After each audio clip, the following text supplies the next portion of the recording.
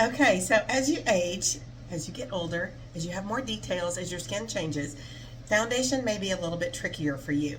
So, if I've been finding that for me, so if that is you, watch the next few clips to get some tips and tricks for you. I forgot to mention that one of the things that people with dry skin that is more mature should definitely do before they apply foundation is moisturize and give that a chance to soak in. People with oily skin, like me, probably still need a little bit of a moisturizer, but you're also going to need a primer to hold everything in place better for you. You could, if you have dry skin, you could also just use a moisturizer and or a moisturizing primer. So, enjoy the next few clips. Okay, so I've learned a few tricks about how to keep your liquid or cream foundations kind of out of your skin and from looking cakey. So let's go over those real quick because some of them are a little bit different than what I've said in the past. So you want to start with a good primer. For me, I have to have a mattifying primer because I have oily skin. However, sorry, I just got a text. However, this is not drying.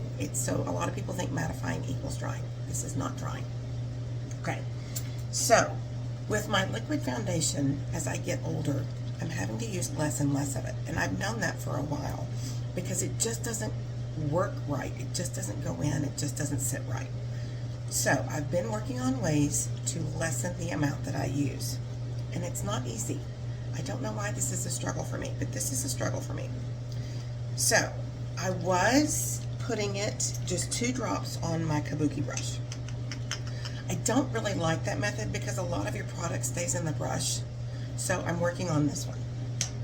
So now I lost my little plate that I used to use. I used to drop it on the plate and then pick it up with the, I need to get another plate. But for now what I'm doing is I'm taking it and dropping it, just 1 drop. Now I know it's not 1 drop, but it's just one, this drops, it's very liquidy. So it's not literally 1 drop, but it's pretty close, okay?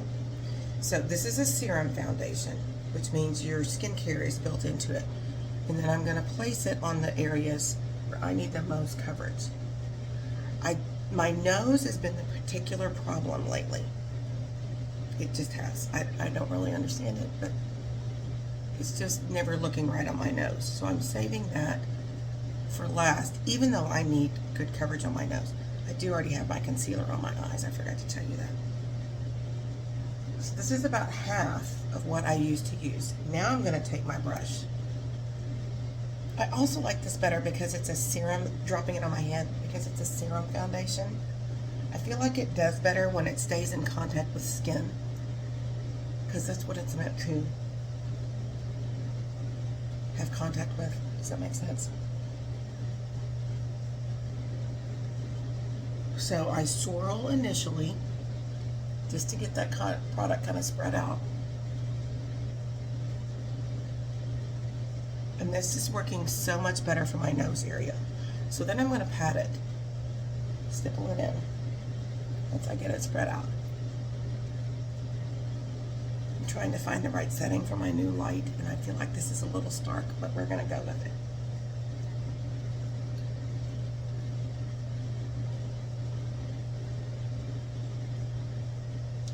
Because my lips are really not quite that cherry red.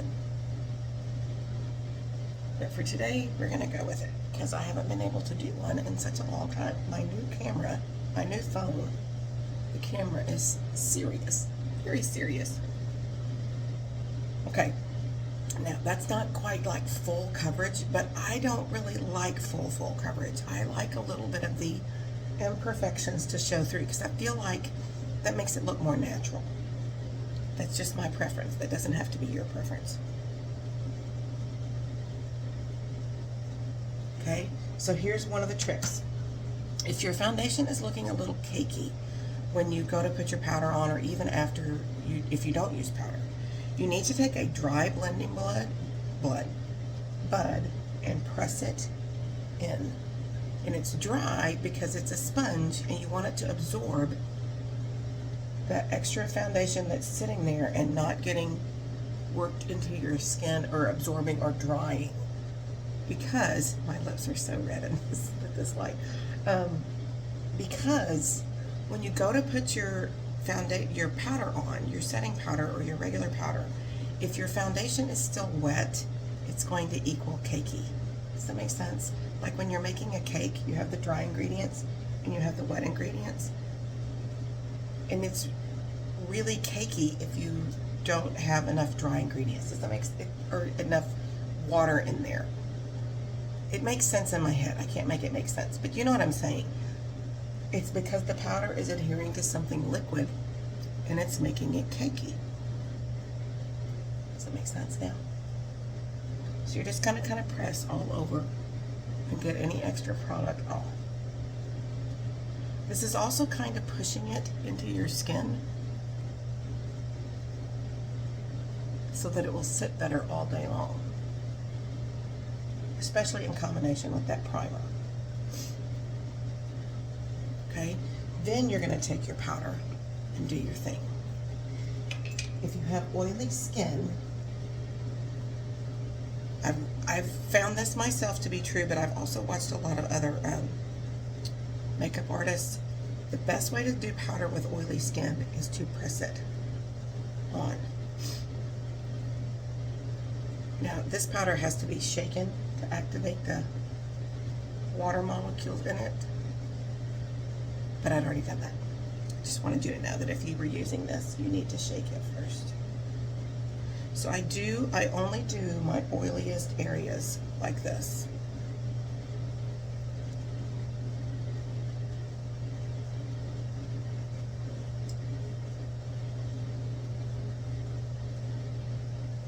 And I let it sit. So now I'm going to do my bronzer and all of the other things, and I'll be right back.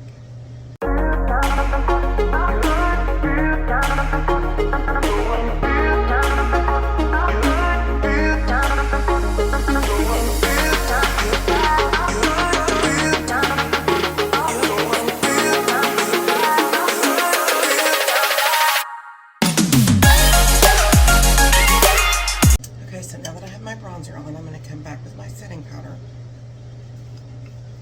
And I'm going to blend that in. Some setting powder. You always want to blend up with your bronzer. You don't want to drag your face down and blend it down. And then I just lightly go over these other areas. Okay?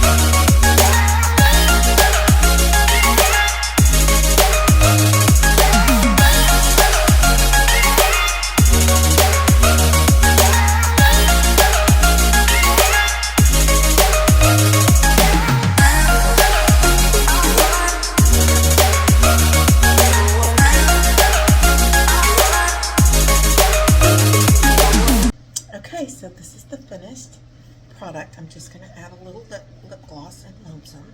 Lip gloss is my favorite because I like to have slip on my lips. And this one has oils in it that cause it to really stay on for a long time. Like several hours. For a lip gloss, that's really good. Okay, so if you have trouble with your foundation, I hope you try some of these things. I'll try to remember to come back and add to this video at the end of the day to show you what everything looks like at the end of the day. There you go.